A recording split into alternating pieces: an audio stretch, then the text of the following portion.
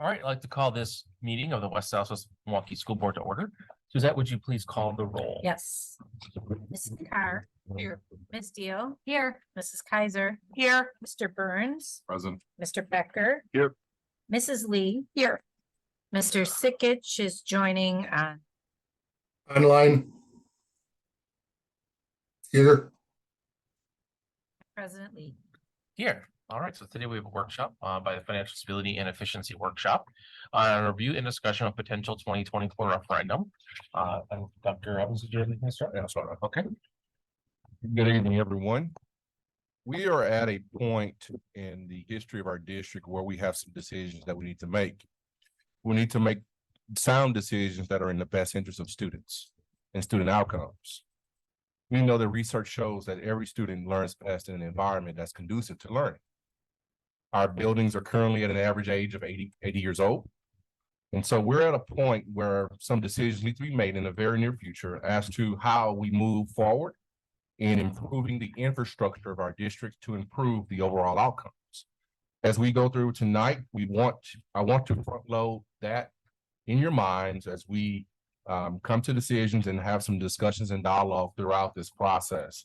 So we come with the best decisions that are in and that meet those needs of our students. I'm going to turn it over at this particular time to Aaron Norris, who will lead us to his presentation. Thank you, Dr. Robinson. Appreciate the introduction and setting the stage a bit for this.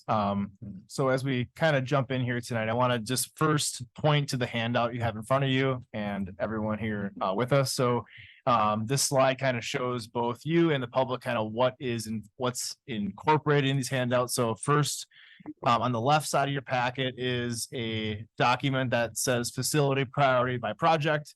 And throughout the point of the presentation, I will turn to these different documents at the appropriate time for you to be able to turn to and refer to, and also for the public to see too. They're linkable in the presentation. Beyond that, on the same side is a facility priority by buildings.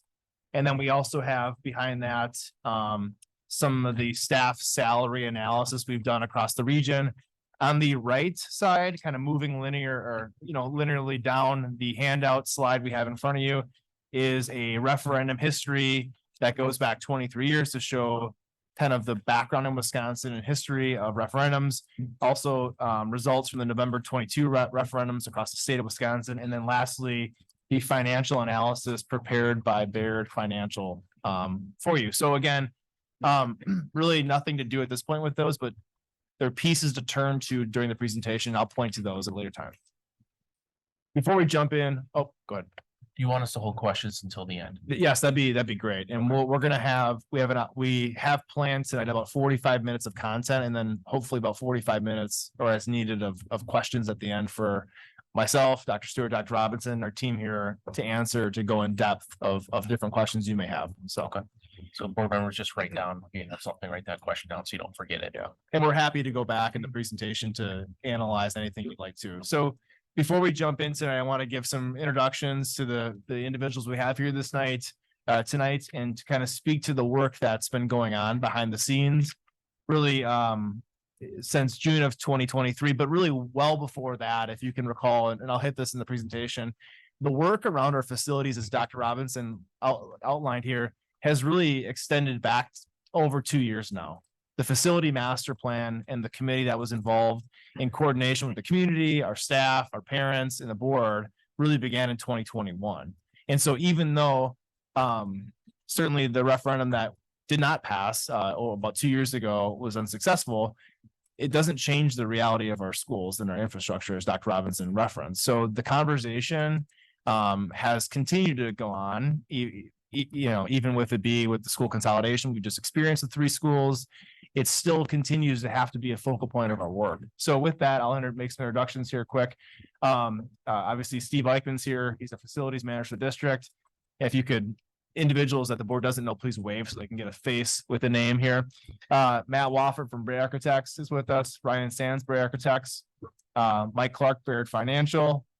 Mark Duff, as you know, is one of our financial consultants working with us. Mike Lekomsky is our assistant finance manager, and then Ryan Schmidt from CG Schmidt is here with us. So definitely a group that's been very much helpful through the process, speaking to their expertise and the continuity we've had through these long range planning meetings that we've been going through for 2 years. So the agenda, to kind of briefly go through this, is we're going to start with district priorities in connection to our strategic plan. I think pretty much every meeting we have with potential future action should connect back to why we're here and why we do what we do and what are our beliefs, right?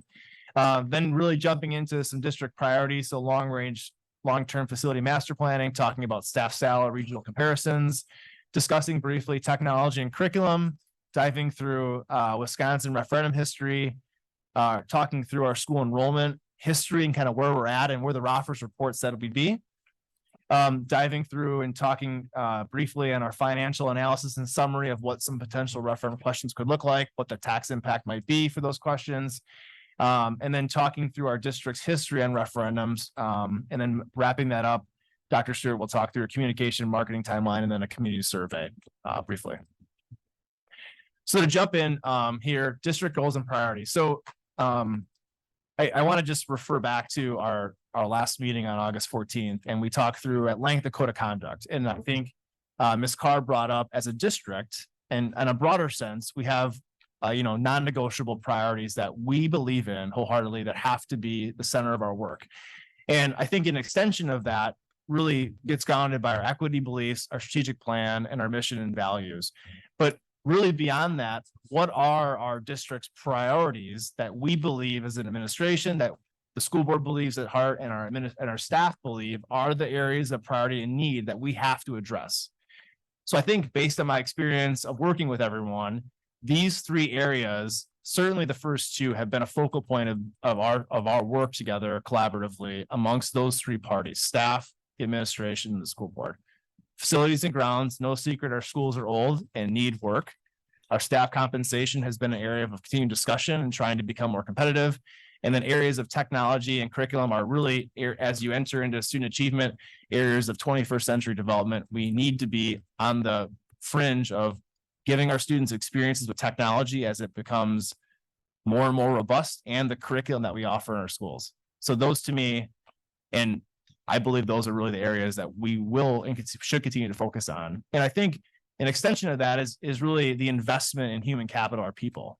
And I think none of the work moves forward without having people that are invested in our community, invested in our kids, and invested in what they do here. And without that, that makes moving forward academically very challenging. So just trying to center this conversation a bit, I think it's really important to have that piece to consider as we move through this. So as I referenced before, the long range facility master plan was developed in 2021 and recently updated to reflect the closure of Lane Intermediate, Madison Elementary, and Longfellow Elementary. So really the plan is a roadmap and a guide that shows us kind of where we're at and what the needs are of our schools. And it hits a number of areas, which I'll go through, that are in your packet here this evening. So as you can see, linked here is literally the long range facility master plan, which is about 300 pages. Is that correct, Steve? Yeah.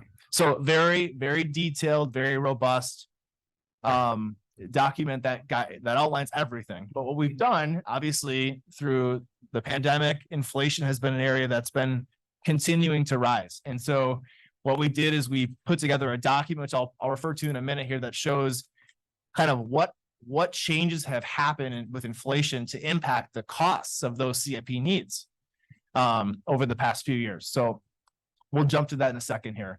So what I'm trying to do this evening, because I certainly didn't write the long range facility master plan, I'm briefed on it. The gentleman here likely could speak to it at way more depth than me. But the challenge I think that we all have in this work, one major piece here is taking something that experts can develop and advise us on and making it digestible, not just for ourselves, but for our staff, our community members, and our parents. So one of the slides that I want to turn to this evening is kind of an overview of what are the areas that are needs within our schools by subgroup. And so I'll reference these, but I'll try to break them down this evening to show you like what are our roofing needs, not what are our exterior enclosure building replacement needs, because the average community member doesn't either, right? So trying to make it more digestible for them, for everyone, really. So that's the point of where we're going to try to get to it with this section. So if you turn to your packet, the first document on your left provides an overview of facility priorities by project. And so what we did, and these subgroups here on the document reflect what's in the facility master plan on this slide here, okay?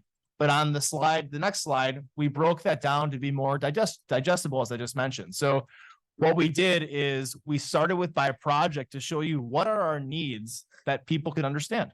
So you can see here at the very top, start with row 1, our mechanical HVAC boilers, AC and heating is a medium priority level. I'll talk about that in a second. The total cost to bring everything up to grade, up to code, I guess, or whatever word you want to use, is 66 million. The priority cost is 21. Your question is like, what is the difference between priority and total, right? So what we did is anything that's beyond essentially its useful life, but still works, is included in total cost. But anything that's like on the way out, we're spending money to keep it going. The air conditioner that intermittently works, not the one that works, intermittently works, that's the priority. So as a general rule, medium priority levels represent about a third of the total cost. So you can see a third of 66 million is about 22, right? So that's about what the priority cost is. So definitely some significant needs here, but in terms of overall need in the schools, not a high need, okay? High need areas that Steve, myself, and our team here identified really are areas that are really safety issues, right?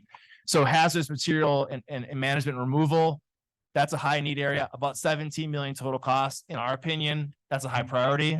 And so that's 17 million of priority cost there. And you can kind of work your way through this here to kind of get a sense of, well, what are the total costs? What are they by project that you can understand, that the community can understand too? So that's the first slide of 2.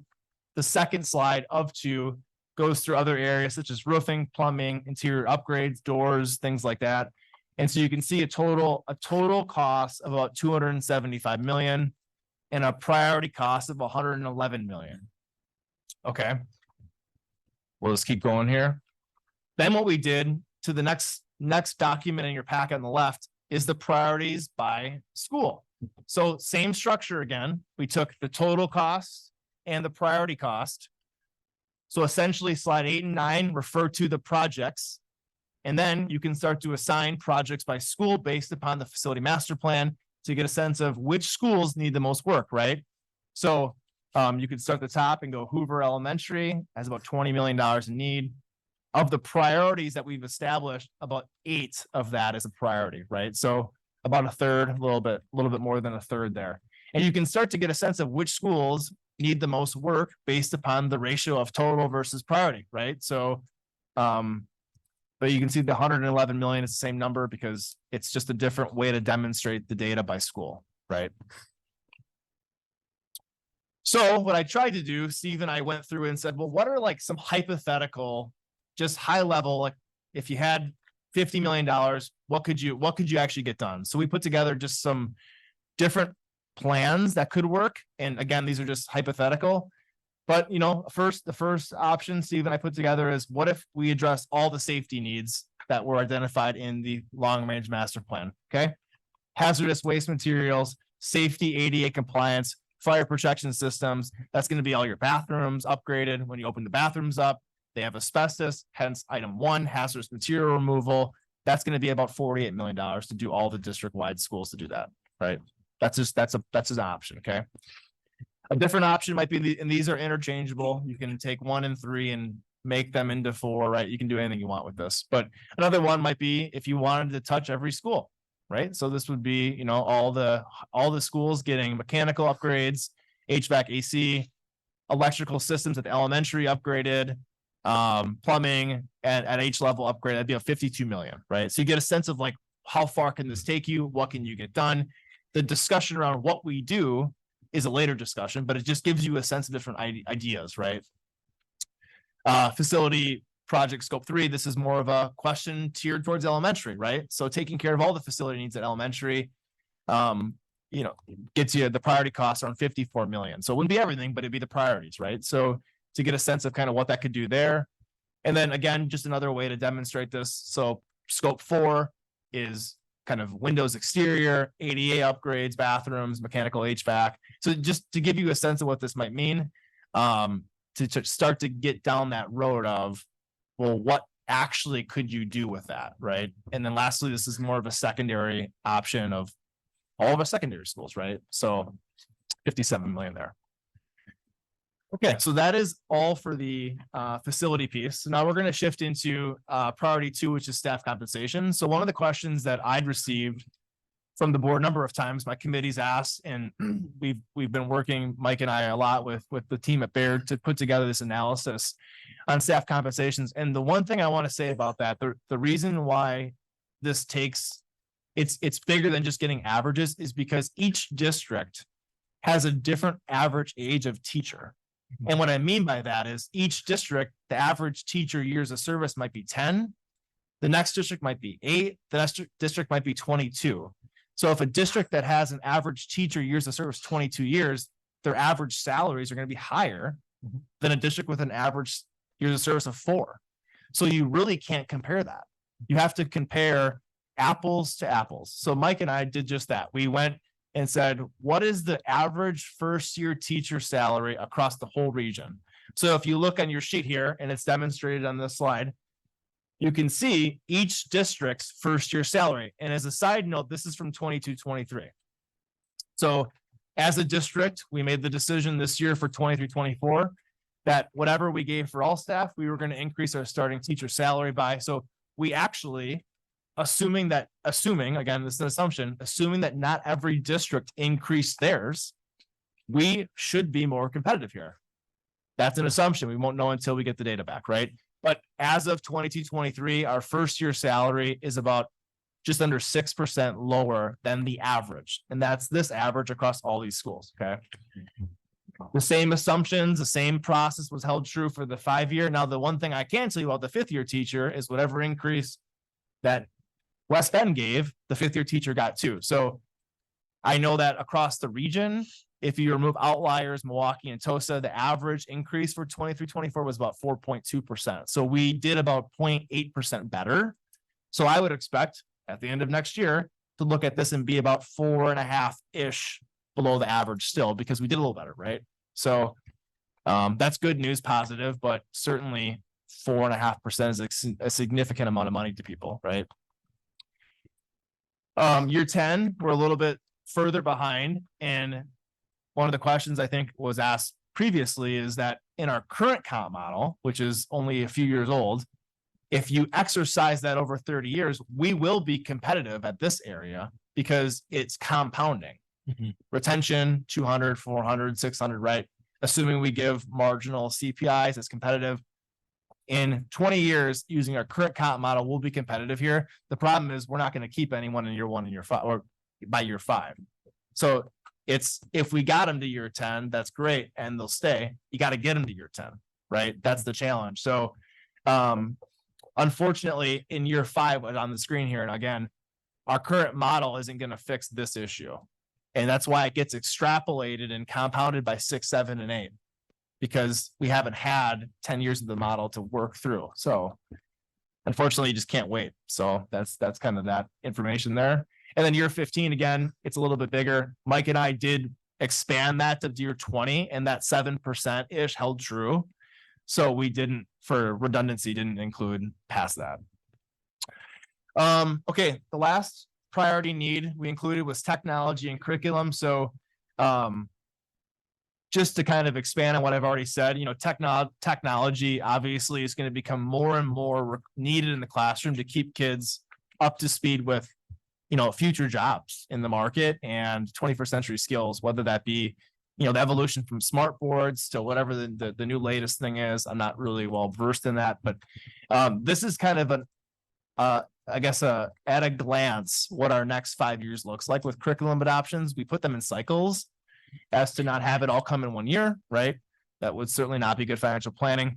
So this is just something to consider that, you know, I think will be something that a focus between Dr. Robinson, the cabinet level, and our IT department in the coming years, as well as the curriculum adoption cycle. So this is an area of, I think, continuous improvement to look at.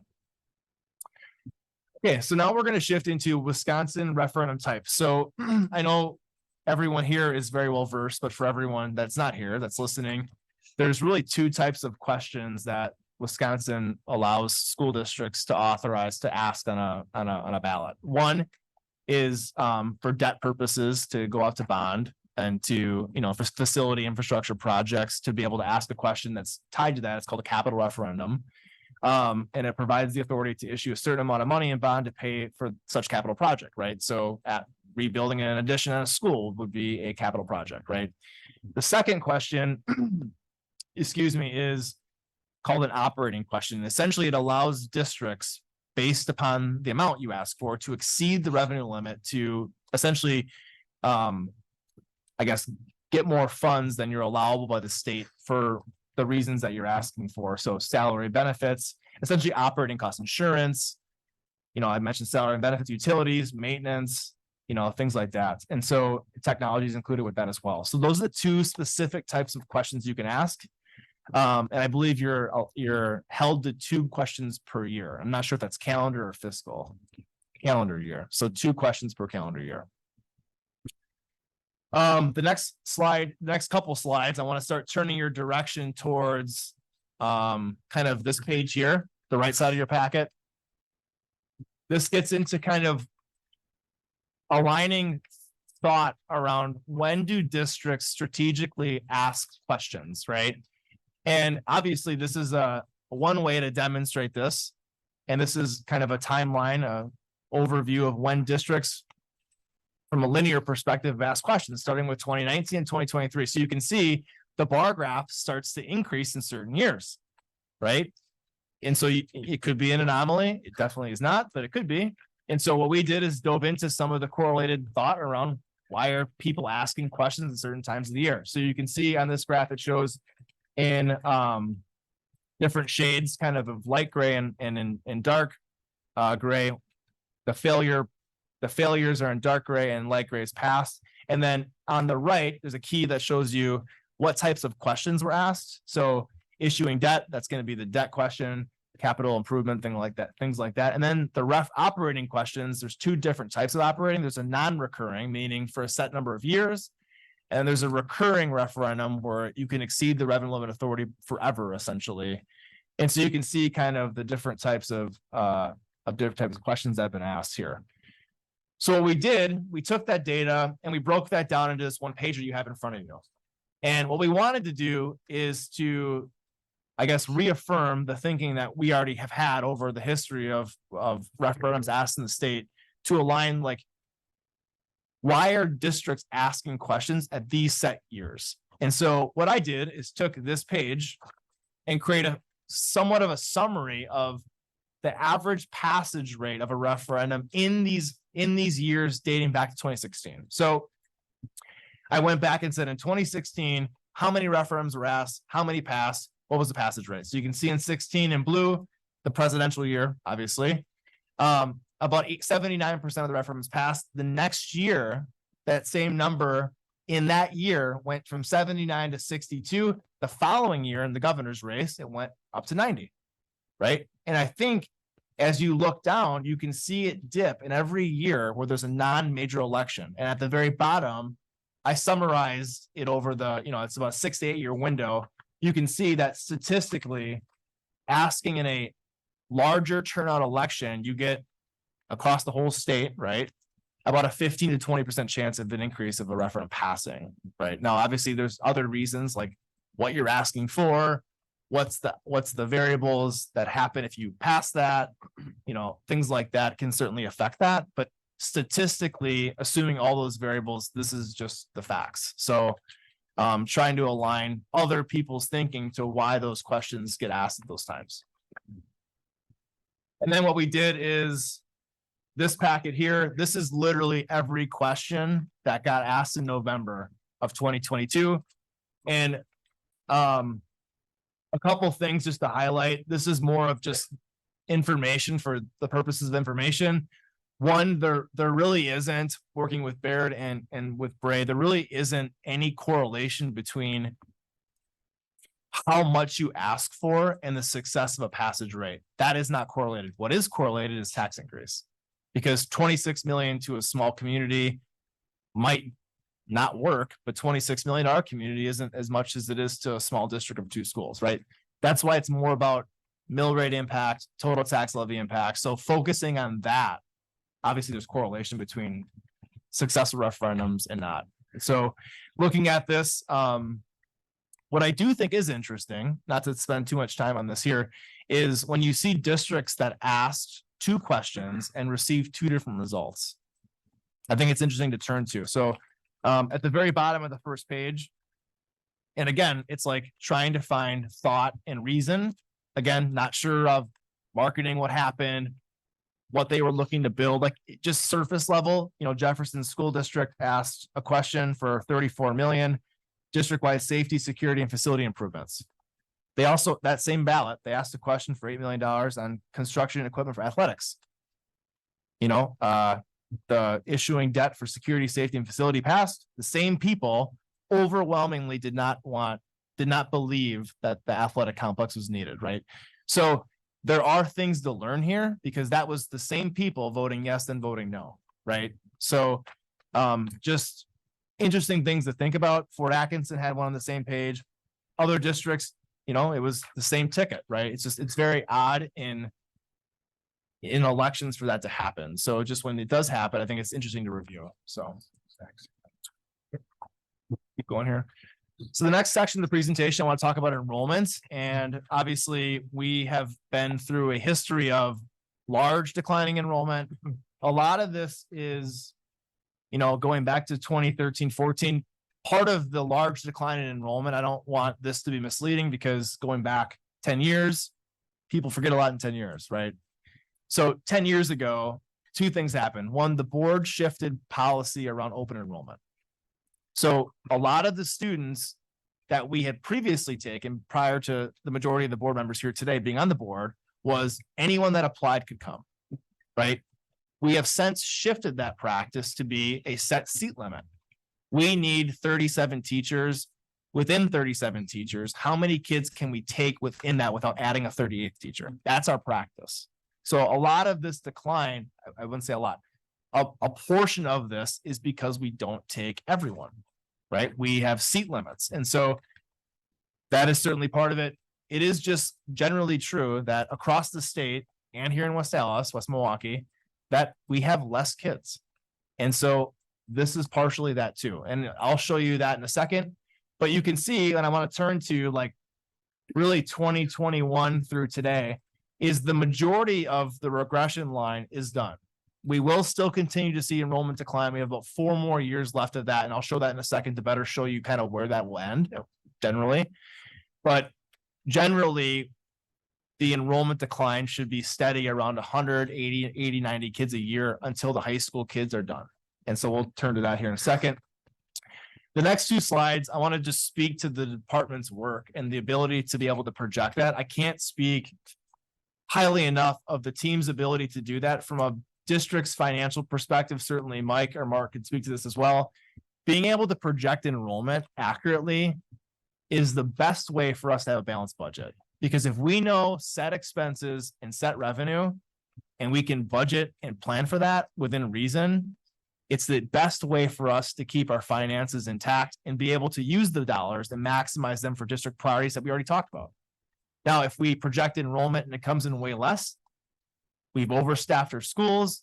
Staffing represents about 70 to 80% of our budget. So you've taken money away, not literally, but from other parties, right? So being able to accurately do that is certainly a focus of our department. It has been for a while. So 2021, I would argue that this was not a great representation, 2.7%.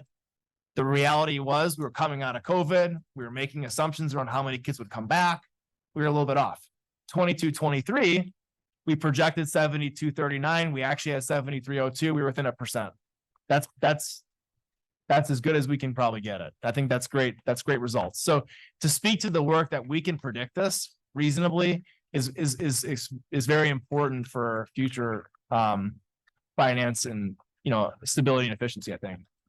So to get back to my original point on enrollment, this slide really demonstrates exactly that enrollment decline. So on the left, you can see starting with kindergarten, and again, 4K is not required by state law for students to enroll. Okay, just to say that first. So kindergarten to eighth grade, the average class size is 455. Averages can be misleading. If you look at every grade in that band is in 400s.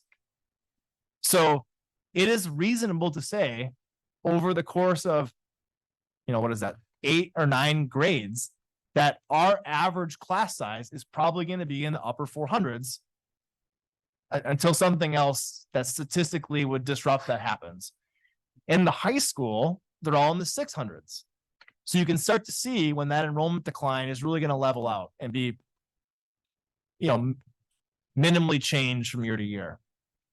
It also points to like when it would be, I guess, not reasonable, when it'd be possible to even consider having one comprehensive high school. So it really wouldn't be possible to do that until those grades were essentially gone, like best practice. Now we could certainly do anything, but best practice. So just want to speak to that. And the Roffers report, the Roffers report's a great prediction of future 5, 8, 7, 6, 7, 8 years down the road. We were much closer in our projections than Roffers was short term. Long term, they're likely, that's kind of their bread and butter of like, they study demographics in communities. They work with the city governments around planning. What are you looking to do? Are you looking to have more single family housing? Like they know those things that we certainly can't spend weeks diving into every year, right? We'd be spending so much time on that, it would be inefficient. So, but it's good to know that where we're trending is kind of where they thought, but it's just, I think it's good information as well. Okay. So the next portion of the presentation, I want to turn to these 3 different documents you have here, and each one is stapled, and these are just the slides printed for you to be able to read a little better. And so what I'm going to try to do is try to accomplish 3 things with these slides. One, I want to try to explain, I want you to get an understanding of what the heading is. This is like the question, what would be a hypothetical question, right? I want to give you a sense of what that means. And then I want to talk through how we got to the mill rate impact and then what the mill rate impact is. So 3 things, okay? What the question is, how did we get there, and what the impact is. So the first scenario is a hypothetical 50-year capital improvement question for debt and a $2.5 million operating question to exceed the revenue limit. So what I want to do is, as you look at the slide on paper, and for those of you online, if you look at the year, you're going to see columns. I'm going to go from the left to the right. You're going to see levy year due. Then you're going to see a column called existing EE debt levy. And then you're going to see Fund 80 levy. And if you look down those columns, you're going to see that those numbers stop at some point, right? So the EE debt levy is energy efficiency debt that comes directly from the community, okay? That is outside of the revenue cap. It actually exists in Fund 38, but it's essentially acts like 38 referendum debt, even though it is not. So that falls off in the year 26-27, meaning that there would naturally be a drop in the mill rate. Okay. The next column over is the Fund 80 levy increase. So that $4 million represents an increase beyond the base of $3 million, which Shelly Strasser is here too, and she can happily answer any questions we have about that. But that is directly increased from last year's budget for the Lane Recreation Site development. So it was specifically for a reason that it was increased, right? Obviously, when the Lane project's done, it'll go back to around $3 million again. So there's excess increase to it that comes from the tax base. So essentially, the strategy here is when energy efficiency and the Lane project's done, you'd be replacing a majority of that would have been paid from the community with referendum debt. It's like you paid off your house and now you're going to buy a car. It's like, well, it doesn't cost you anymore from your normal budget because you lost an expense and gained another one, right? It's not like in addition to, right? That said, as you can see, as you go, you follow the gray row all the way across, you can see where it says existing EEE, Fund 80, and non-referendum debt, okay? 5.5 million, and then it keeps going over and it says 89 cents. You see that? See some heads nodding, okay? If you go down where in the column says combined mill rate, it goes 89 cents, 126. So as those two pieces fall off, energy efficiency and Fund 80, as they fall off, if you replaced it with a $50 million bond over 15 years and an annual $2.5 million increase for an operating expenses, you would see a 37-cent mill rate increase from 89 cents. So from what people pay today, it would go up 37 cents. Okay. So what does that mean to the taxpayer? So let's turn to the slide deck here. So 37 cents represents $37 per year for a home value at 100,000. For 200,000, you double that, that's 74. In blue is the average home value in West Allis, West Milwaukee, 240,000. That'd be an $89 increase for the year. And then a $300,000 home would be 111. Does that make sense? Like the structure, those three things? Yes. Because I'd like to then show you kind of a different way to demonstrate this. So this is essentially this slide. And thank you, Mike Clark, for this. This is much easier to read. I didn't do it. But essentially, if you start here, it's the second page in your packet here. With 23-24, you can see in black here, this is the energy efficiency debt. In blue is the 80 levy increase. And once they go away, you're essentially replacing it with in orange here is the hypothetical operating referendum question, and in gray is the facility, and the 89 to 126, that's the 37-cent increase. And then you can see what's even more interesting is because we're in a declining enrollment state, you can see the next 4 years, that's the high school enrollment dropping off. So really the 37-cent increase is really only for a short period of time. And then it will start to go back to the 89 cent, I guess, at that base. Does that make sense too? Okay.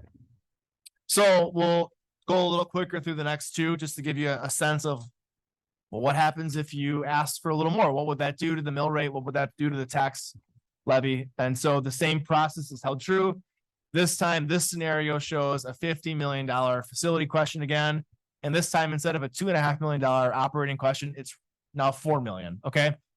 The mill rate increase was 37 cents. Now it's 61 in this scenario. So what that does to the average home property would be $61 for 100,000. And then, excuse me, it just increases from there based upon your property's value. So same kind of process here to demonstrate that. The last slide, the last scenario is, what would a tax neutral referendum look like? And you can demonstrate these in any way. You could remove operating, make it all facility. You can make it all, I mean, you could do endless numbers of scenarios here to demonstrate this. So again, the same scenario is held true. This time, I'm sorry, the same process is held true. The scenario though is a potential $19 million facility referendum and a $2.5 million operating question. It actually would have a tax decrease of $1. So a 1 cent mill rate decrease represents $1 and $100,000 home. And then obviously that increase is based upon the home value as well. Okay. The next slide I want to talk through is kind of our district's mill rate here. And so you can see across the state in 22-23, our mill rate was $6.58, which is about 14% below the state average. And then what I did for just some comparison purposes was to show you other districts, both regional and comparable in size. So tried to give you a sense of, some districts have 2 high schools. We have 2 high schools. Some districts are around 8,000 members. We have about 8,000 members, right? So to give you a sense of both, I think it's important. Regional matters, but also size matters too. So I think on the screen, we're the second lowest. Don't quote me on that. I think that's true. So besides Waukesha. So that gives you just a sense of where we're at. So a 61-cent increase would certainly still be below the average and be below many of the people on the screen. Just to give you a sense of what that would mean, right?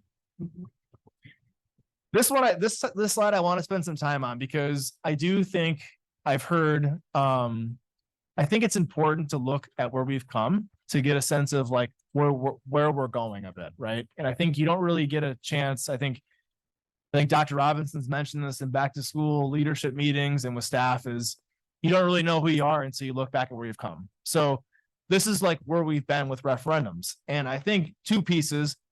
One, our district over the past 30+ years has only asked 6 times. 6 times.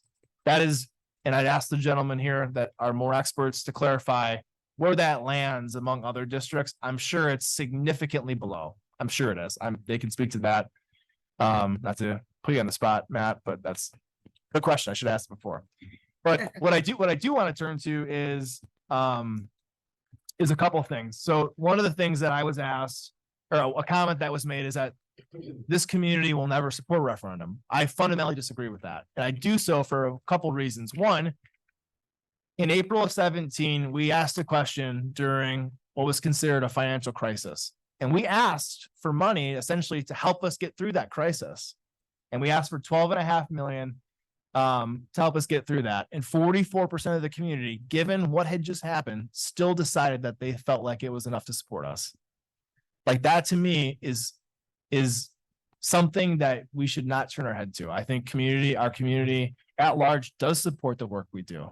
I think they support our school board. They support our teachers. They support our administration. I think sometimes they're just hard questions. That's a hard question. You know, if your kid blew through their savings, I bet you'd bite your lip before you gave them some more money. You know, you would. You probably would still give it, but you'd probably be tough to do it, right? You moved to April of 2022. The question was around closing someone's high school. That's a hard question at the heart of peak inflation in the country. You know, that's really hard. Not to say it wasn't the right question. It was certainly the right question. Just a hard sell. And you can see on the top right, the mill rate increase there. So for the high school referendum in April 22, that would have been a $1.19 mill rate increase. So essentially, the $50 million, $4 million operating question we propose is half that, right? So part of this is the needs haven't changed, and we have to learn from what we've asked and try to adapt to it to try to fix our school still. And I think if you look back at our history, you can see just that. In 1995, in February, the district asked a question, and I should confirm this. I believe that question for 7.3 million was to help renovate Jefferson Elementary. I believe that to be true. I will clarify that if I'm incorrect. That failed by a small margin. That same year, at the next chance, the district asked the same question, but asked for a smaller amount to do the same thing. And overwhelmingly it passed. So at that time, the administration took the information, went back to the team, put a new plan together, and asked the same question because the needs didn't change. But the amount can change. And that's what we're here to do today, because the needs haven't changed. So I think looking back can tell you a lot about where we need to go to. And with that, I will stop talking and turn it over to Dr. Stewart to talk us through a communication timeline. Yes, thank you, Aaron. So just like Aaron had said, our needs haven't changed. And I think we've learned a lot, not just in that history timeline that Aaron just showed, but even since the last time we asked. So this potential communication timeline is truly high level draft discussion, because I do feel that we're really in a listening phase right now. With Dr. Robinson's onboarding, I know he's been doing a lot of listening. And that's really what we're doing here tonight with all of you. So when we get ready to put together, if we go down that road, a more formal communication timeline, we're going to take all this listening that we've been doing because our needs haven't changed. We're here tonight with this workshop with all of you. And as we enter this fall, potentially, we would just continue that listening with all of our schools. Dr. Robinson is already planning on listen and learn sessions at each of our schools. And we know that because our needs haven't changed, those questions about our buildings continue to come up. Dr. Robinson just got a question from a parent about when their school is going to get air conditioning. So I anticipate as he's going around and visiting all the campuses and inviting families to come listen, that some of these needs will come up. Also part of this fall, potentially a postcard to our community, really highlighting that we are listening and that we do continue to want to hear from them about where they see the future of our district going. Also, kind of entering winter, December through February, we've talked about continuing to broaden our community reach and engagement through a potential community survey. So that could be another opportunity to continue to listen, make sure that we're reaching everyone, and then spend the spring together really reviewing and analyzing. Okay, so what has everyone told us? From there, maybe we would look at our messaging really based on what we've been hearing from what our community is telling us. That could be a time for another board workshop to start to analyze the survey results and then continue with targeted community engagement sessions. So that kind of takes us to the summer 2024, where we would spend more time out in the community talking about the survey results and identifying what our community is telling us, and then be able to truly inform them and engage with them on what this process will look like.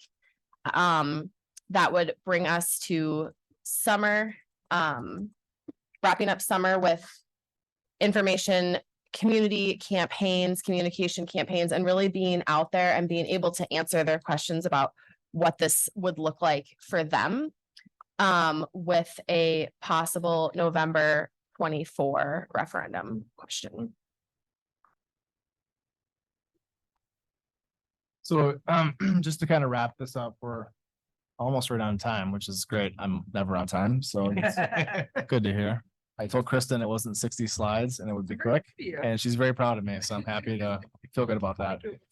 So yeah, just to kind of, I guess, put an overview before we end the presentation and to have open discussion up, is we have a couple different scenarios that we think are reasonable. Again, they're not solidified, they're just options to give the board a sense of like what that might mean and kind of what that might look like. So you can see here the different scenarios where you could ask questions that may have very little to no tax impact, and scenarios where you can combine them to have, you know, a 37 cent to 61 cent or more or less increase to address the needs that we have. And you know, I think it's just important to note that the amount of needs that we have in our schools is nearing 300 million. The priority need is 111. And we're asking for 50 million potentially. So I just want to say, like, as we look to the future, trying to be cognizant of our people and also be reasonable, that we need to start fixing these things. And we're doing everything we can do from a budgeting perspective to put real dollars into our schools, but it comes at a cost. And we've looked at financial analysis in other districts. We're budgeting our facilities budget in the 90th percentile among all districts. So we're not ignoring it from a budget perspective. And you certainly can see it with staff salaries, that you're taking from one and given to the other. So I just think that we just need to seriously consider what that looks like if we don't consider it now. So with that, I think, you know, we can maybe hit next steps pending the board's discussion. I think we can probably just take questions and discussion now, if you guys would like. So. Questions from the board? Amy? This one's for Amanda. So my biggest concern how are we looking at this community survey? Because here's the thing, I don't want us dropping another $10,000 into a survey that goes out to everybody, right? And then we end up getting, oh yeah, you know, I want to get the people that are going to vote, and I want to know, I need to get an idea from the people, the actual taxpayers that for sure know that this is going to affect their bottom line and they're going to be out there and vote. You know, we need to really know, like, what is the community going to support? Because I just have really big concerns about sending out a survey and getting back the answers from what we want to hear instead of what we really need to hear. Because again, I don't want to move forward with another referendum. I obviously, we need money to fix our buildings and stuff, but I also want to be cognizant of what really grasping of what our community really does want. I think that's gonna be really, really important, because I don't want us to miss the mark again. We need to know what they will support and what that looks like to them. Can I respond first before, you know, I'll send it to you? I think it's a great question. I think the approach that we're going to take is going to be multi-layered though. It's not going to be one type of approach. And so survey is one form of data, but I think the part that we're going to be very meticulous about is that in-person collection of data and having conversations, meeting with individuals who publicly opposed the last one. Why not? Why not figure out what was your issue? How can we come to an understanding on some things? Because I think in order to move forward, we really have to reflect on where do we go wrong with this. And so that's going to be one of the efforts, but I think really approaching the community, going out and having some really intimate conversations is going to be critical. I'll let you respond as well. Yeah, thank you, Dr. Robinson. I was going to say something similar. I would say in reflection on the last time during that survey window, I do think we did too much talking at the community and not as much bringing them in, even during that survey window, bringing them in to talk about what the survey was really asking, what our long-term vision was for this process. And so I think that that's something that I see us being able to do better, because you're right, the time, energy, and resources that the community survey takes is significant. And so you want it to tell you the true story. So thank you. Ms. Kaiser? Pardon me. Something I brought up during our committee earlier this evening is something that depending on where we go with our decisions, I think we would be more successful if more hands are in the pot of if we go for a referendum that is $50 million XYZ, but we give a little bit to all the schools. Really focus on the district. Everybody gets to win out of this, where last time we were focusing on one high school.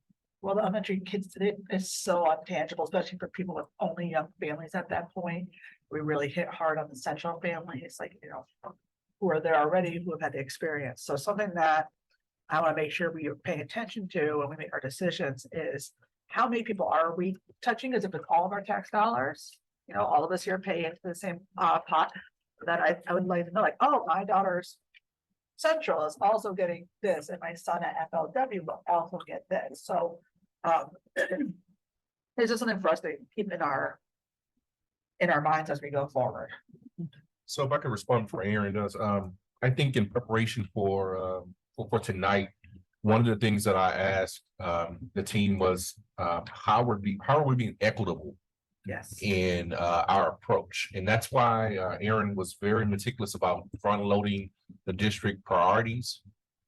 Because equity, we have to make sure that whatever plan we go with, everybody benefits from that, not just one part of town. Yep. Not just one section of kids, the whole entire community. So that's very much intentional. Yeah, thank you, Dr. Robinson. I couldn't agree anymore. And I think from yeah, I appreciate you saying that, Kristen. I think it's a great thing to discuss, certainly with the whole board, is at this point, kind of like high level, we're talking about what could be.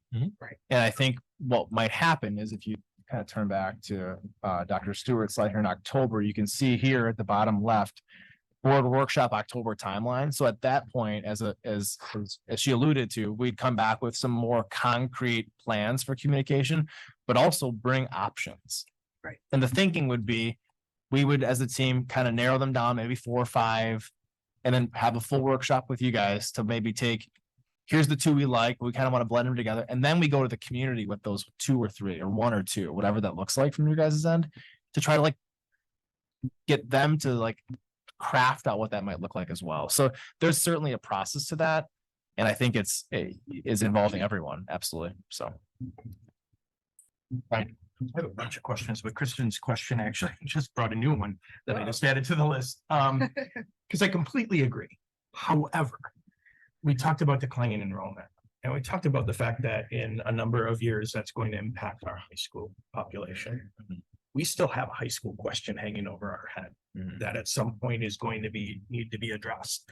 And I guess my only point to that is, yes, we need to be equitable, but I also don't want to stick a ton of money into a building that may or may not still be a part of the district in 6, 7, 8 years. So that's something we have to talk about and work around down the road too.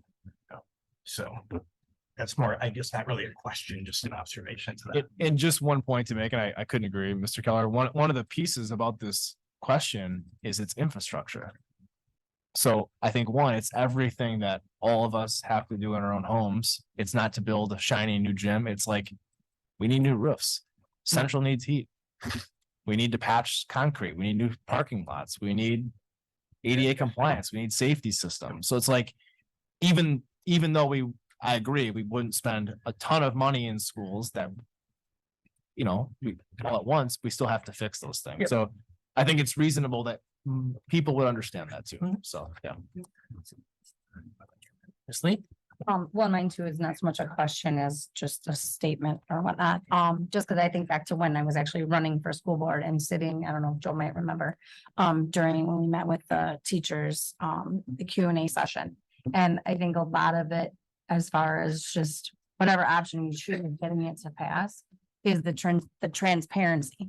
Because I remember meeting with those teachers and so many of them, and unfortunately, I couldn't answer a lot of questions because I was new. I wasn't on the committee or anything, or at least Joe was on the fact finding committee.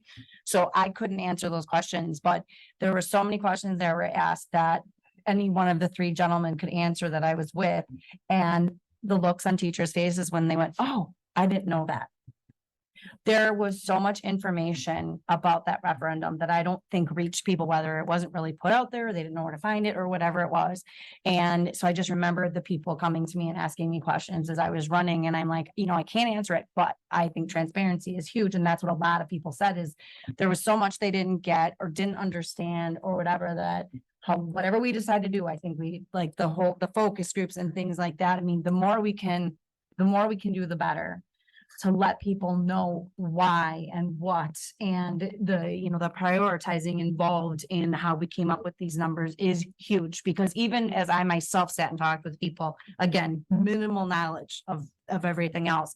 And I would explain the little bits that I knew would have changed people's votes. So, and a lot of it was in just how it came out and with the information that was or wasn't given. So just something to keep in mind, especially of how we communicate that is at least for maybe like my generation. I don't know. I mean, I don't consider myself young or old either way, but I mean, it's just getting that info out there so people have it. They just felt that there was a lot they were unsure of. I agree. We have to be transparent. And if you recall, transparency is one of the words that I believe in. The other one is vulnerability. I don't mind being vulnerable as a leader. I think that's how I lead. But transparency, we have to be clear in what it is. And I think you made it very clear when you said it probably better than I would. What, the how, and the why. Like those three things have to be clearly explained. And I'll give Dr. Stewart some credit. She's sort of my she's like my improv coach. In other words, like I have an idea, she kind of brings it to life. And so I have a full confidence that we can come up with a plan that will definitely address those three questions. I think we owe our community that and just be honest about what is and why it's important that why we're doing this and how we plan to do it. So I agree with you. All right. So along that, when I'm looking here, we have a couple different options. And again, this is just recommendations at this point, but for operating question, somewhere it could be 2.5. There's another option, 2.5 to 4 million. When I looked at the presentation, curriculum and tech, it seems like that's probably on average somewhere between 1.5 to 2 million a year. So I guess a two-part question. How much do we anticipate that we probably need to invest in compensation per year to get us to the level that we need to be competitive? And then in the interest of transparency, are we going to have a compensation plan put together and ready to go and communicated so that the public knows kind of where that money is going to be going? Yeah, so really good question and very fair point. Something I did not hit on during the presentation. So thanks for asking that, Mr. Keller. So as you can see in this slide here, our staff are roughly between 5 and 7% below the regional average. And I didn't go back to kind of why. And I think I wanted to hit that now. So thank you again for asking this. So when Dr. Lexman took over here, in 2014, 2015, in that era, the payroll crisis, essentially staff salaries were frozen. And this is back when CPI used to be 1.3, 1.5, 1.8%. So if you multiply that over 3 years, that roughly lands you around that area, 5 to 7%. So it's no secret that is the reason. But to answer your question specifically, I think if we were able to move staff salaries up 5.5%, that's roughly $2.5 million. That's where that number came from. The $4 million referendum would be to increase technology access for our students. So that would be a kind of the dual threat opposed to be able to do that. So that's kind of where that came from. So good question, but thanks for asking that. Yeah. I do have a follow-up. When we were looking at the compensation, did that take into account any differences in the benefit offerings between those districts as well? And how we stack compared to the districts in that area? Yeah. So at this point, I have not, I guess, dove into the benefit world because it's very, very complex between I know. dental and eyes and health insurance and retirement benefits. And then you get into HR with like how many sick days they get. Some districts don't have sick days, some do PTO. It's very complex. I do know though, that when you go, I think it's a function 200 mark for benefits. You know, our budget for our benefits for our staff is again in the 90th percentile amongst the states. So we have some of the richest benefit plans, even with the OPEB redevelopment, and it's not moving the needle. Okay. It's just not. So staff today, especially staff who are under 10 years, it's salary. It's salary, it's salary, and then it's culture. yeah. And you guys know that's not a secret to you, and they know it listening, that we can keep staff in schools if we're close, if the culture's right. And we can't if it's culture's right, even if it's like an $8,000 increase. Correct. So we just got to get close.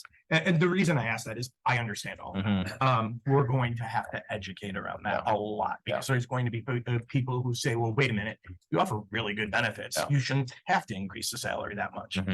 That's not the way it works. Right. We're going to have to do a really good job of educating around that to Yeah. get people to understand why that's not working. And I think because this is not something that's new to staff, right? I know you guys have spoken with staff. We speak with staff all the time about this too. Again, it speaks to the continuity of the message, right? And I think one of the things I think Rebecca hit on it exactly is that there were a number of staff that certainly obviously were not for the last referendum if they worked at Central. I mean, we have an ex-Central employee here this evening who knows that personally. So like having people in the room who understand and want to be here, but know that this is true too, to know that we are committed behind them to do that because they themselves can be the best messenger to the people they speak to every day. You know, we can speak to as many community members we want, but they see all the parents multiple times a year and they have a personal relationship with them. So having our people in our schools know that and to the degree that they can advocate for that is I think really important. That's our human capital. So yeah. Thank you. Other questions? Ms. Carr. So, with the last referendum, we had the fact committee. Will we be doing that again? And then if we are bringing community members, exactly specifically, how will those people be chosen for that committee? Yeah, so at this point, we haven't really ironed out kind of the communication mapping plan. I think at this point, pending board feedback this evening, kind of informal move forward or not, then that would be the next workshop in October to iron out like what that looks like. And I think that's why we're here today, because we have, you know, we spent a number of months working on this to get it here this evening. But then at this point, feel like we need the informal support from you guys to proceed. But that is the next step to develop what that looks like long-term across the next year, but also then like the next 3 months, right? To develop the committees, reach out to those people, how that would get broadcasted, you know, things like that. I don't think we'd ever operate a closed door scenario where people would get shut out. I think it's going to be very open to anyone that wants to engage, kind of hitting on what Amanda already said. So, yeah. And I'll say this too, you know, we have to figure out how to get out of this losing streak that we're in with these bonds, right? And so how do we do that? That's by just removing all of the barriers off the table and saying, hey, nothing's off limits. We got to do some things different in communicating and bringing people to the table and involving a lot of people in conversations. So I don't think tonight we can just name this one or two. I think we need to explore all options when communicating. So I just want to circle back to that. So the FACT committee was the facilities advisory committee that was put together for determining what we were going to do long-term with the facilities. That's where we got the recommendation about consolidating to one high school, which led to the last referendum question that we had. Are there committees that are being proposed for this referendum question? Or are we just talking about town hall meetings and communicating that way? Because I didn't think there was committees, but I just want to be clear about that, about forming. There's a big difference in my mind about communicating, having meetings and allowing input to come from different avenues from the public versus forming a committee which includes some members of parents, staff, community members that are not otherwise associated with the school district who work through a certain number of steps over a certain amount of time to come forward with some sort of recommendation for what we're gonna do.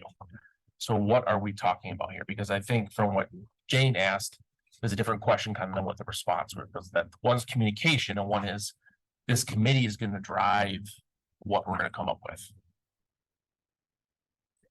In the slide, the reason that I asked, if you look back to the slides, did you say something about during that communication time, there would be a committee formed, or was that maybe in Aaron that could have been talked about in our committee meeting as Could have been. we talked about it? We specifically talked about it, so.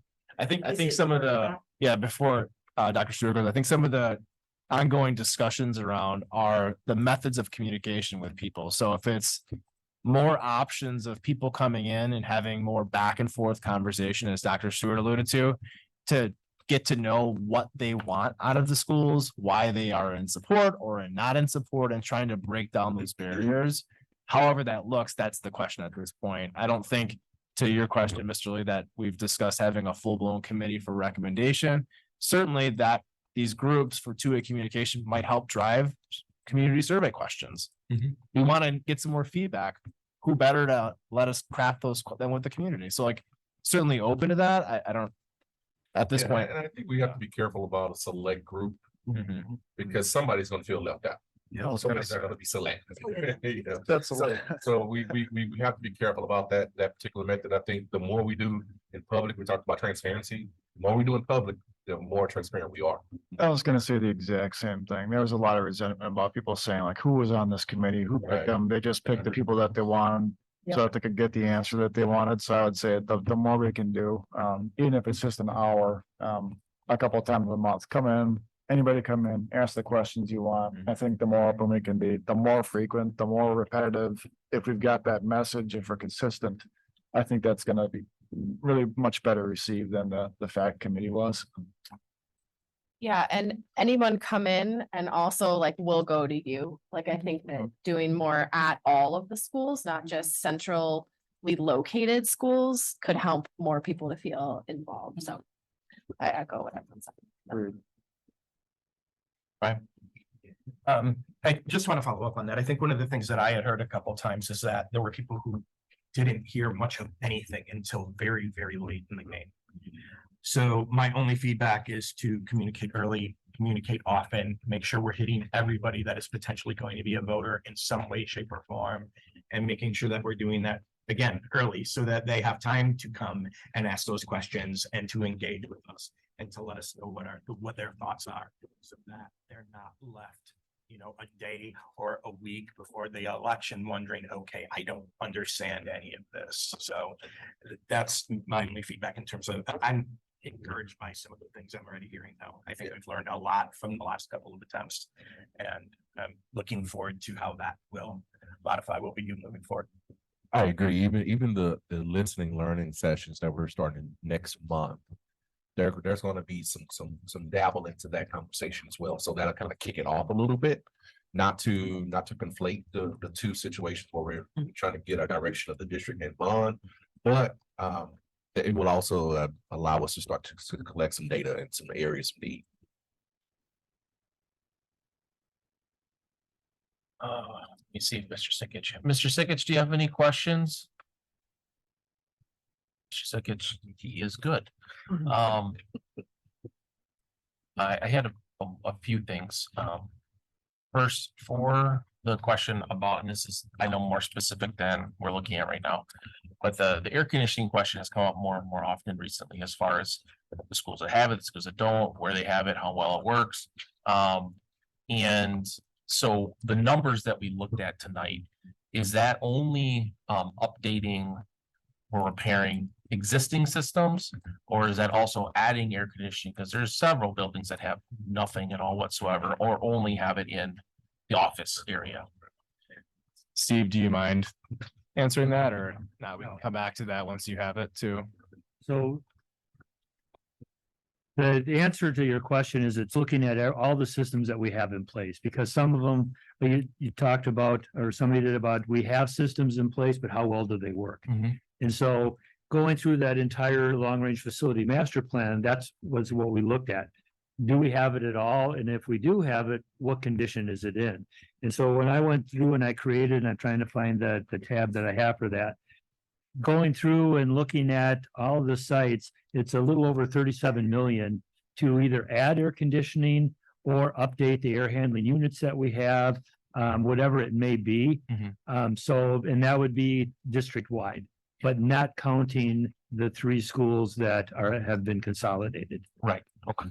So either adding or updating is the number's 37 million. Right, and that's not boilers or anything, that's just strictly It's the air air handling, conditioning, the yeah. air handling and that, yes. Ductwork or whatever that would be necessary for schools that don't have it. Yeah, and how I got that number is I went through literally page by page of that big document and then updated it all because that was done in February of 21, and at that point, we estimated what the cost would be in 23. We all know what happened between 21 and 23, and so that's why you look at those numbers. And if you were to look at all of the schools, it went up all about 90 million. If you remove the 3 consolidated schools, we're still, almost, we're still higher than what we were before. So And just to like frame that a bit for people listening, 37 million seems like an astronomical amount of money for air conditioning. And certainly I can turn this to Matt, the team at CG Schmidt, to explain that. But you're talking about old buildings, average age of 80 years old. So the moment you open the walls up, you're getting into asbestos, abatement, structural issue. So there's a number of things that go into that. So it's not just you buy the air conditioners and install them. And I don't know if either of you gentlemen have any more to add to that, to like give there some context to that, why that might be so high. No, I think you're right on there. I think the other part too is that for many schools that don't have air conditioning, the actual cooling component is one of the largest consumers of electricity. So for the most part, where we don't have air conditioning, we'll have to put new electrical services in to support air conditioning. We'll likely be taking ceilings down in certain areas. So it is a compounding project. It's not like, as you noted, Aaron, we don't just plug an air conditioner in and suddenly the school has air conditioning. It's far more complex, and every one of your buildings will have a wide variety of system types that were considered. So critically important to consider, but it's not as simple as, like I said, throw a window unit in and go. It's much more complicated than that. So it's a pro and a con in my mind, because we talk about things like hazardous material abatement and things like that. And so by doing the air conditioning, which I see as a benefit to learning and to the working environment for people, because Wisconsin isn't what it used to be when, as far as it came to, it got cold at this time and it stayed cold until that time. And we spend many months of the year now educating in 80+ degree weather outside, which in a lot of our buildings is compounded by 10 or more degrees inside, just because of lack of circulation, airflow, so forth and so on. But if we're also addressing some of the other things that we're talking about, safety things and updating electrical systems, that is going to be a benefit for the entire building, not just for the AC piece. That's good to know, but I wanted to know like where we're at, if it's only what we have, because I know some schools do have varying amounts of air conditioning in them, and some have nothing at all. That's a good question, Matt. Thanks for asking that. The other thing I wanted to have you touch on, Aaron, was how does the current funding environment, and especially specifically, what's happened recently for the state budget, and how has that impacted what we are looking at here for our referendum? You mean the biennial budget that was just passed? Yeah. Yeah. So at this point, we've received the equalized property value numbers from the state. I think, well, from Baird, not from this, from Baird. So they're generally really close. So I trust that they're going to be correct. So at this point, the state average, from what we were told, went up 13%. Though our school district across the whole region went up 9%. So what that means is that the state became more property poor, so that our aid should increase. So it's to be determined. Aid is the big one that's left. And I can turn to Mark and Mike if there's anything more that I'm missing here. But at this point, the numbers that you see are based on those projections of what aid and what our membership come in at. There's a lot of, obviously, as you know, Mr. Lee, those variables are huge in determining what that looks like. And that'll have an impact potentially on the 80 levy. as our commitment has been not to have tax levy increases for any community member for that purpose. So anything more to hit on that, Mike or Mark, with that? Well, the state budget did provide increase the revenue limit per member going forward. The next 4 years. Well, no, well, Oh. 50 was 100 years. 200 and, Yeah. wait, Yeah. 24, 45, 400, I don't know. 24, 25. That's a 20. built-in increase, but obviously that's just one factor when you determine what dollars you're able to generate on the revenue limit formula. Because if you look at that enrollment trend, biggest factor is the number of kids. So even if that number per student goes up, your revenue limit potentially can still decrease. If your Losing exemptions. enrollment is dropping. There are some protections that slow the descent, but eventually will drop. So it really didn't do anything to benefit declining enrollment districts to a large degree. I don't think. There was an increase in special ed aid, which is somewhat beneficial, but not to the degree I think people have anticipated. So it is, speaking as a whole, not specific to your district, we've already talked with many districts. We evaluated some scenarios for them as it relates to the state budget. I don't think unless you were maybe a district who was at 10,000 or 11,000, low revenue, so we don't think for many districts that are in a similar situation, it's going to alleviate the need for an operational referendum. Even if without even addressing maybe some compensation things or some other added efforts you want to add to that, just doing what you're doing. We don't think it's going to eliminate that operating referendum. And we're seeing more and more districts going for operating questions the first time coming out of the last biennial budget, so how the monies were allocated to state aid and not revenue limits or category or other type of expendable support. And we think, like I said, other than the districts going up to the 11,000, we don't think that that's going to slow the need for districts to evaluate going for an operation. And just to put the 325 increase in perspective, it's about 2.6% of total revenue increasing. So when you go, CPI is projected to be about 4.2 for the end of the year. I think health insurance renewals are coming in at double digits, not for us yet, but that's down the road. Transportation's up, crossing guards are up. I mean, certainly salary and benefits isn't your whole budget, but everything else is going to be well beyond 2.6%. So moving forward, I mean, every district is going to be in this situation unless, as Mike mentioned, you were at $10,000 and you got moved to 11. Now that's $1,000 increase. We weren't in that situation. We received a little bit more help this year, but then in future years, it's just the 325. So Mr. Lee, one thing I think you hit on though is going to be a communication hurdle for us as we go forward is there's a perception that now districts got more, correct or incorrect. What's unique to districts, we faced the same headwinds when ESSER dollars were being publicized. Community members will say, how can you need more money? You have all that ESSER money.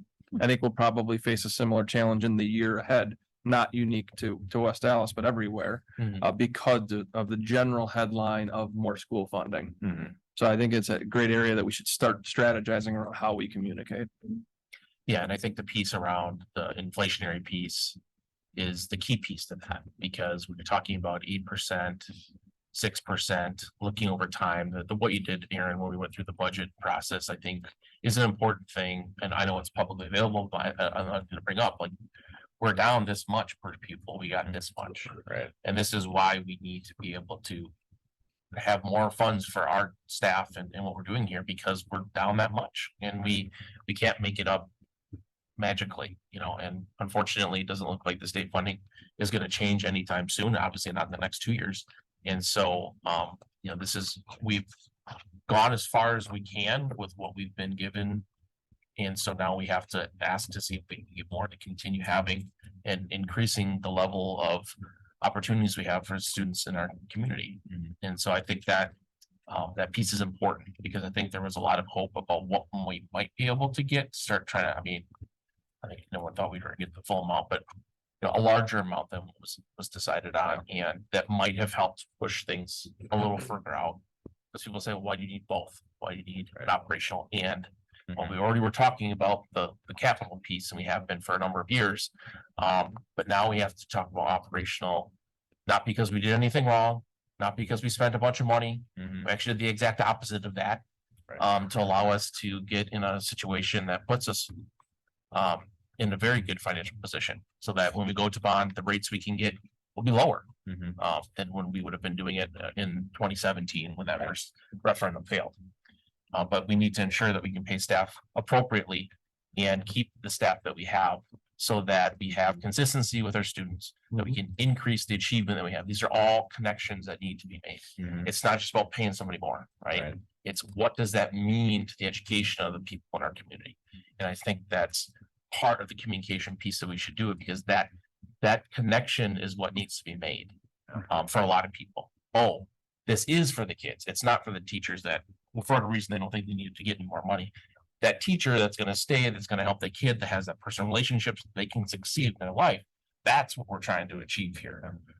And so I think moving forward, as we can keep that in mind and we have those town hall meetings, like, what is this about? That's what it's about. And it's so important. Yeah, I couldn't agree more. And I think as a group, we discussed this before and like, hey, this question can go anywhere. But one of the things that I got asked one time, I think by one of you, can't recall, is like, to a degree, like what goes into a great school? And if you ask teachers, parents, kids, what makes your school great? They think of a teacher.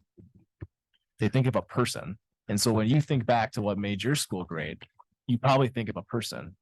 Now, the days of going back to your school at 27, 28 to see your teachers that aren't there anymore is devastating to a community. And that's what's happened. And that's because of the market. It's because of a lot of reasons. But when you can't stay competitive with salaries, to your point, Mr. Lee, that's exactly what happens. Continuity with staff fixes a lot of those problems. I couldn't agree anymore. It builds the community in the school as well. People get invested in that because they like the people they work with. They know they're going to see that it's reliability. It's not substitute teachers or somebody here for 2 weeks because as we try to shuffle somebody in because they left because they're going to pay 15 grand more somewhere else in the middle of the school year. That doesn't happen then if we can do these sorts of things. So I just think having the capital piece, I think, will be an easier thing. I think everyone at this point in the community understands that our buildings are old and there's a lot of things that we need to do to fix them. Operational piece is new. We haven't talked about it since that referendum. And that's the first place a lot of people go to. Oh, what did you do? Where did you lose that money? Why do you need more? And so I think that's the one that we're going to have to spend more time on to make that connection back. Other questions? Right. I have two more things. And my list is done. And one's a question and one's more of a comment, I guess. I think part of the communication also, again, needs to focus on the fact that for the buildings, this is just the priority needs. We still have other needs. Now, I know how we craft that message and how we get that across is going to be important. But this is, again, just kind of touching those things that are the priority. When we get to the point of the ballot, and this is probably just way too far in advance, but is there the possibility, because I know other districts did it and looking at my information and from what I've seen over the years, but is there the question of having multiple questions? Like, would you support at this level? Would you support at that level? Is that something that makes sense, or are we just too early to even think about what that might look like? Do you mean like in a community survey? I'm talking about on the Like on the bill. on like the like- ballot. I like think ranked I've seen it choice. where they have said, would you support this at this dollar amount? Yes or no? Or would you support this at this dollar amount? Yes or no? I'm pretty sure I've seen One of that. you guys want to take that But- question? Yeah, I can briefly touch on it. So historically, when there was not a cap on the number of questions you could ask in a calendar year, there were additive questions where you would say, here's our base plan. In addition, would you support X for adding an auditorium or a gym or whatever it is? Now that we're limited to 2 questions in a calendar year, You don't want to waste a question. you're a little more limited. Now, November of 24, you can ask 2 because there's not any other option anyway. So I would argue, but if we ask 1 operating and 1 capital, those are our 2. To the point of we can survey with a relative amount of accuracy, different thresholds of 35, 45, making these up, right? 50, $75 billion of capital, that can be surveyed. For sure. As a way Okay. to try to get the temperature of the community on where their tax tolerance might be. Thank you. Anything else? Just while we're all talking about the communication piece, I think just like what you were saying, Noah, about really selling, not necessarily selling, but really telling the story about the finances. I think it's important to have like a timeline, acknowledge that there were missteps, acknowledge that there were low points, but really drive home these decisions, as you say, that like we're not in this position because of bad choices. We're in this because of just the environment. And I think having just really easy to digest, have flyers all over the place. We should all have talking lists. Like, it should just be like this. When they go to the homepage at the district, there should be a button.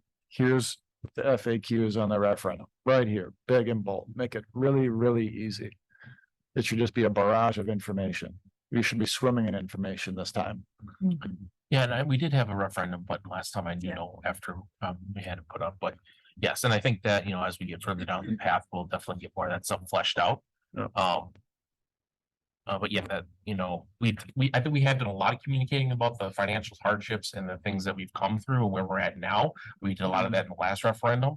I think it's a reminder piece now, but I think the word operational has not been used since 2017. Yeah. And so I think that is going to make, oh, you mean, well, some people might mean you only do operationals because you screwed up. Where no, it's like we doing operationals because we've been so underfunded for so many years that we have no other option. And we were hoping that the budget would have provided us what we needed from the state, and that didn't happen. So now we're going operational. And so that's really the story about it. It's like we don't have enough, we haven't had enough, and now it's the point where we want to keep our staff, we want to fulfill promises we've made about attracting and retaining our staff and getting competitive in our area. And that is why the main piece of it, to understand that we may look at may also look at some technology investments as well, if we go with the higher dollar amount for the operational. But I think that will come, those are things that we come up with the surveying, the focus groups, the town hall meetings, say like, well, do people care about that? Were they supported, were they not supported? From the last referendum, a lot of people said they would support paying teachers more. Now we're gonna see if that's true. Anything else? Next steps? Perfect. So kind of as Dr. Stewart outlined, so kind of our next steps are to work as a team that you see here tonight to kind of finalize the communication marketing timeline plan. Also start to work with Mr. Foster from School Perceptions to work and kind of start embedding that and what that might look like, to start working to Ms. Carr's question on kind of how does the next steps look with communication. I don't want to use the word committee, but bringing people in to start fleshing out like what they're thinking and what their needs are and start telling our story. And then really begin to start develop and scale kind of a parent staff group, things like that, to figure out what that looks like, and work through that. So at this point, kind of the next step is to work through those pieces and then bring back in October, as mentioned before, different high level options for you guys to start engaging with and start crafting and boiling those down to a few. And then really the work will be when the community survey goes out to bring that back and have a full discussion about what we heard, what it said, to try to start to really get that into what we think, we might find some success with the community. So just, I know you were looking for some direction. And so in general, from what we've heard here as a board, are we okay with moving forward with these next steps for looking at continued referendum questions for 2024? Good with that? Mr. Sikich, sorry, I can't see you. Are you okay with that, Mr. Sikich? Thumbs up from him. All right, so yes, let's proceed. Dr. Robinson, I would encourage you at the sessions that you have at the schools to mention this and start getting a feel. People, I purposely put this on my Facebook page about referendums. People knew about it. We've been talking about it for a while, but they may start asking questions. And I think that can give us a little bit of a barometer of, you talked about this, totally against that, or talk about this, totally for that, whatever. We can kind of get some ideas from some of those conversations earlier. Then have the community survey that might actually help us on the community survey questions that we get, the levels and not the dollar amounts that we're looking at, and for what we want to use it for. So that when we do get those survey results back, that hopefully we can have a pretty clear line and direction of what we would use those funds for. Because when it comes down to the actual referendum question, it is very specific. It'll be used for this, this, and this, and it can't be used for anything else. And I say that not for you guys on all that, but for the public. Like, it's not like, oh, it's $50 million for whatever we want. It's gonna be very specifically stating what it'll be used for.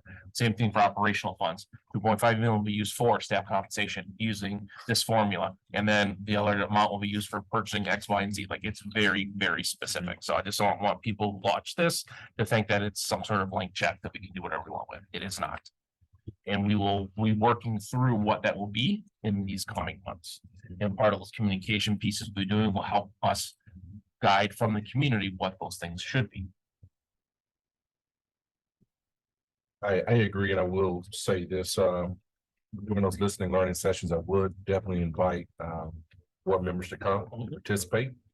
And, we've already had a discussion, with our consultant, with the strategic plan and how to incorporate that. So there's going to definitely be, the referendum question. Somehow we will allude to it, maybe a little bit more directly, since we've kind of gotten the okay tonight to proceed.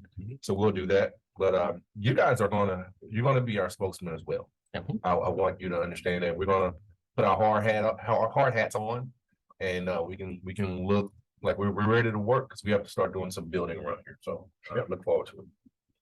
Yeah, absolutely. The board members who are on the board last referendum knew that. That's a lot of work, a lot of meetings that we all attended, but it's part of what we are here. We are community representatives.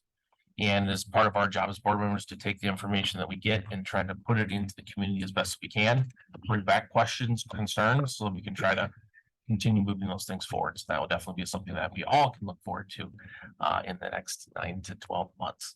All right. With that, Mr. Sikich, one last check-in. Anything that you want to add or say?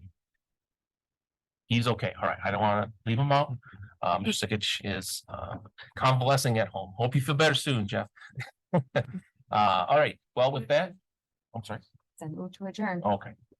Well, is there anything else? No, just want to say thank you for the support, collaboration, and all the time you guys spend working with us on this stuff. So very much appreciated, and thank the team here for all their work on this too. Yeah, thank you both. Thank you for being here. Yes, Good to see everybody again. Very much. It's a great packet, good information. Yep. Yes. And an hour and a half, as promised. Yeah. So, I gotta say it. It doesn't happen, so I gotta just say it. You're setting a bar. You're setting a bar. Kristen will. All right, so we have, I second. we have a motion and a second to adjourn. Okay, all those in favor? Aye. Opposed, we are adjourned. Thank you very much, everyone.